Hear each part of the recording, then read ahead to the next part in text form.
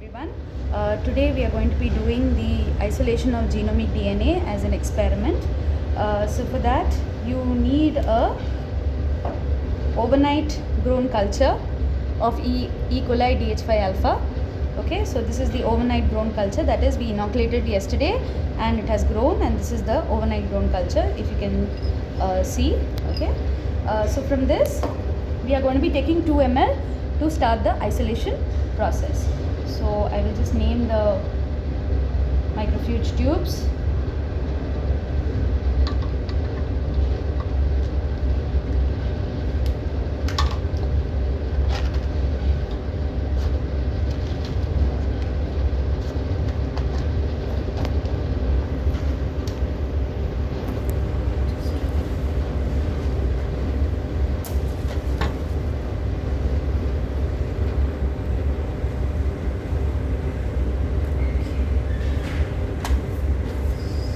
Basically a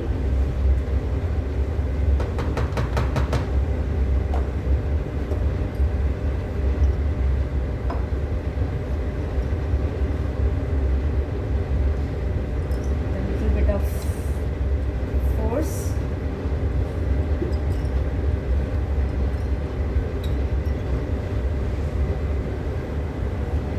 I'll be taking 2 ml.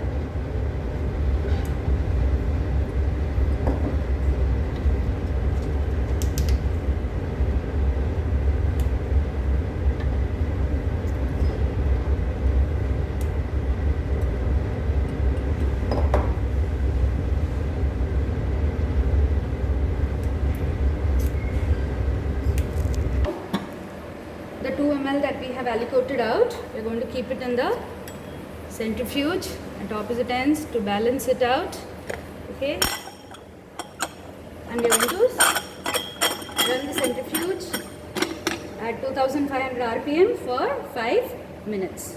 The centrifuge is done. It was done in a cooling centrifuge so that you don't cause any kind of stress to the particular organisms. Okay, so after the centrifugation is done, if you can see, there is a pellet that is getting formed. Okay, the top layer is your broth, the culture medium, and this pellet is the cells that have grown. So I'm going to discard the supernatant.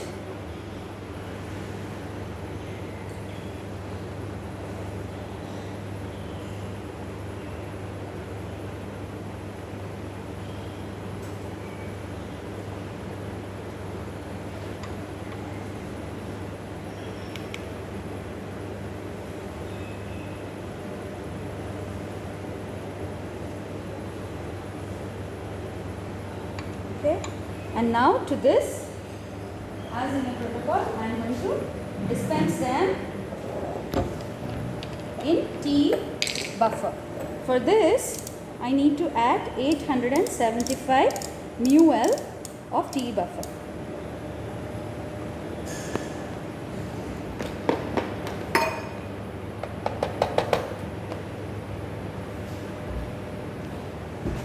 So this is a soft press.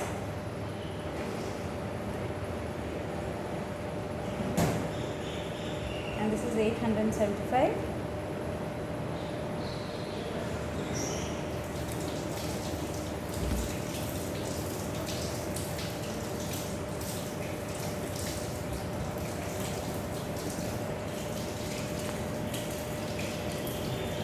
I have duplicated the culture medium, so I have 2 tubes of the same.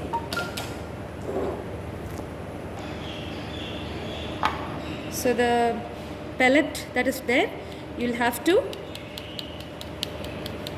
mix it with the tea buffer. Okay, so this is how you do the, so gentle tap. So can you see that the pellet is getting easily mixed.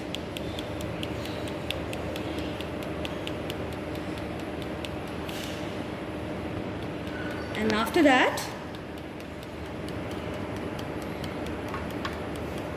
you are going to, after it is mixed with the buffer, you are going to add the detergents and the enzymes required to break open the cell so that the genomic DNA is out. We can also do this way, but in a gentle manner. So just make sure that the pellet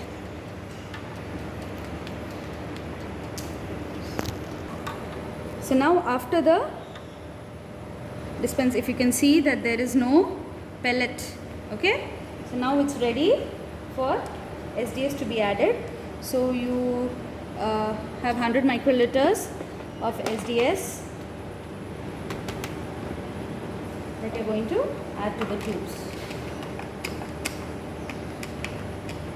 SDS will disrupt the cell, denature the proteins that are present in the cell.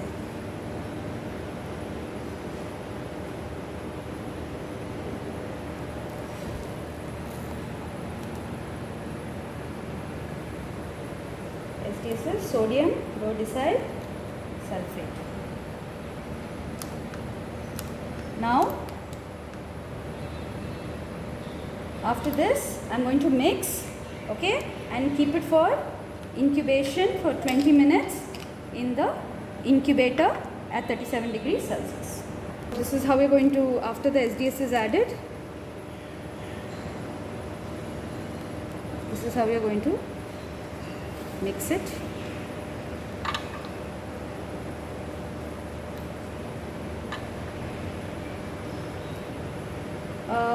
One more chemical that you need to add is an enzyme called as proteinase K. Okay, so this particular enzyme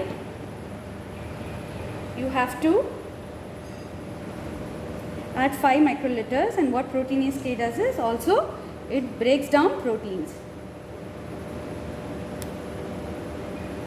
So I have taken 5 microliters.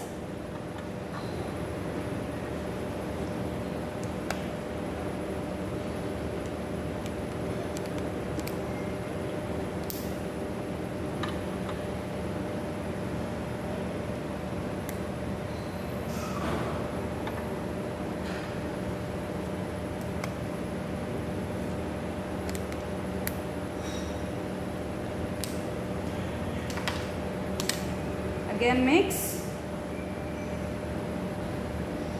okay, and now it's ready for incubation for 20 minutes at 37 degrees Celsius. It is kept for incubation in the incubator at 37 degrees Celsius.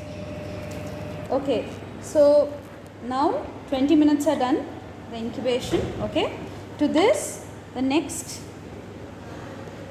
thing that we are going to add is phenol chloroform. Okay, so this is phenol chloroform. We are going to be adding 1 ml of this.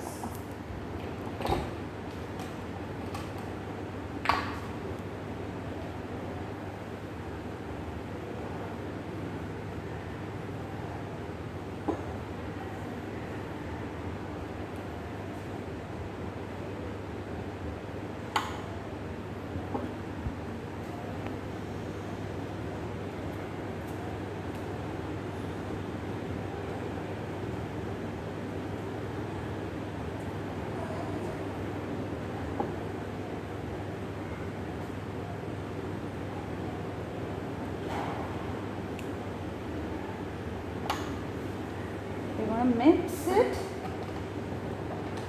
and keep it in the centrifuge 10,000 RPM for 10 minutes.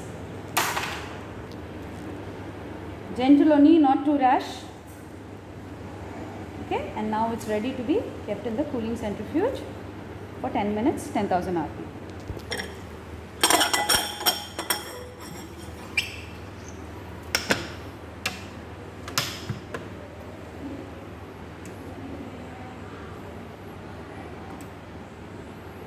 That's the timer being set, and that's the RPM. I'm going to keep it at 10,000. Okay. So after the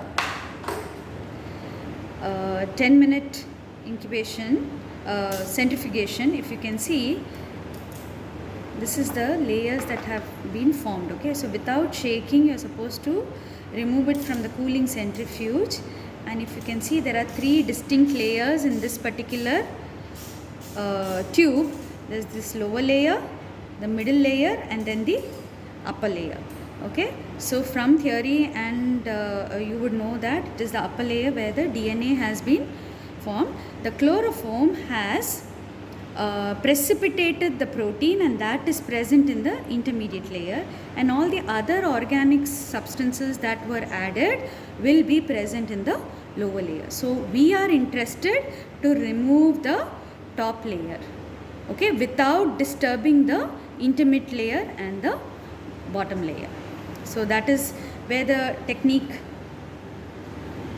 the skill has to be performed. Okay, so for that you require a tip, okay, with a broader end, so that without any mechanical stress you are able to remove the DNA from the top layer and separate it out of that particular tube. So that is what we are going to be doing. Okay, so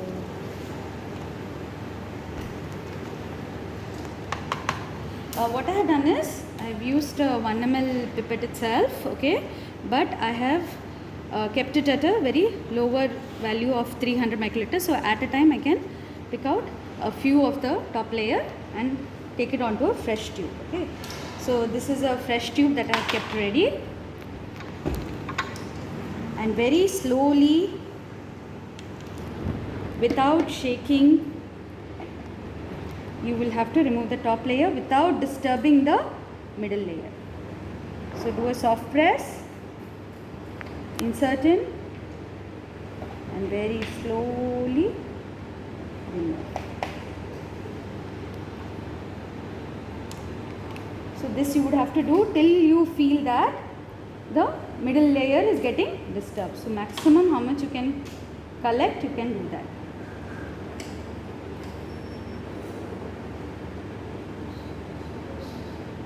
So it will be a little bit jellyish in nature.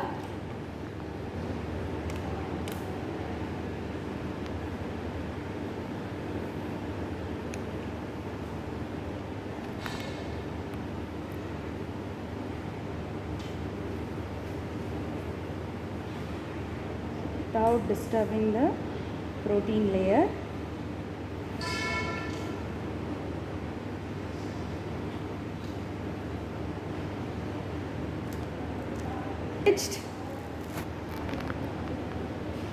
The top layer, okay, and now to this I am going to be adding 100 microliters of sodium, 5 molar sodium acetate, and then 1.5 ml of isopropanol.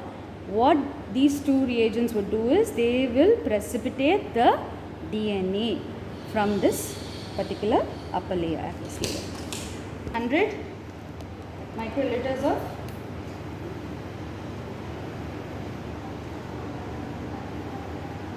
sodium acetate, a mix,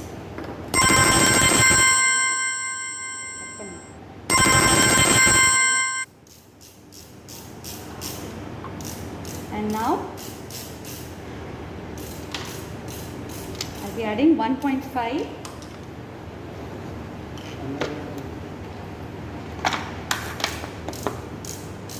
or around 1 ml of the isopropanol, which is a precipitant of DNA.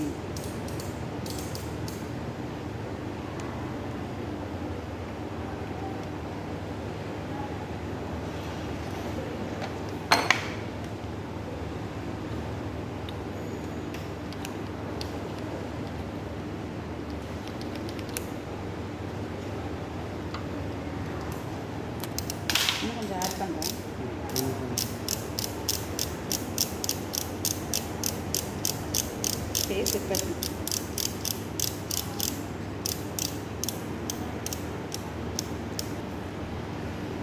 Mix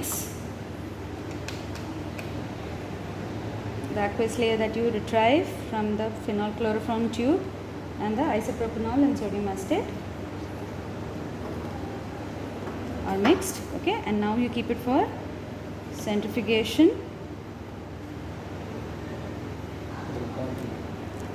Then you keep it for centrifugation for 10 minutes at 10,000 rpm. Okay, and what you would get is a pellet of DNA. Before that, if you can notice this genomic DNA, if you can see the jelly, if you are able to see, that is the DNA right there. The jelly-ish material that you can see over there, that is the DNA.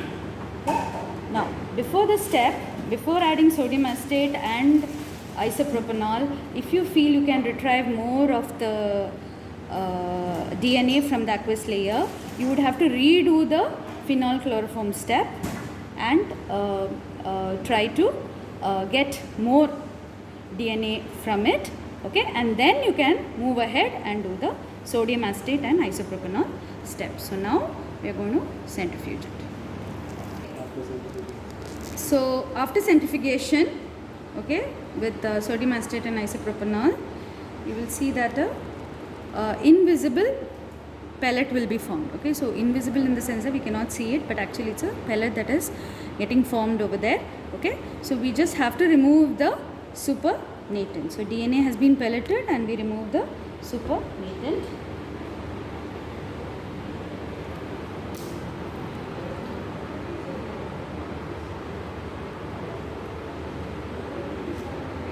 If you want more precipitation, you can repeat this particular step also. Okay. What I am doing right now is removing the excess of isopropanol.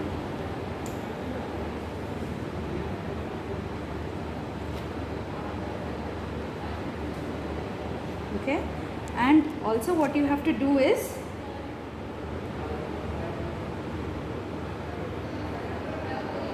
you have to keep it open for about 5 minutes till all of the ethanol remaining isopropanol evaporates. Okay, so you can keep it under the fan or something, or so you just kept it under the fan.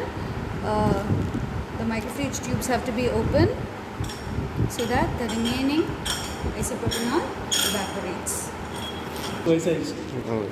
Okay, so we evaporated the remaining isopropanol. Okay, the way to test this, you should not see any liquid around, so evaporation would have taken. And also sometimes you can it's a very latent one, but you can smell and see if the really the evaporation has happened. Okay, if you can see over here, there is a pellet right here. A small pellet is seen. I'm not sure if you will be able to visualize it, but there is. I can assure you that there is a pellet over here. Okay. Now, this is your DNA that has been pelleted out. Okay, and now how you are going to store it for further studies is by adding 30 microliters of tea buffer.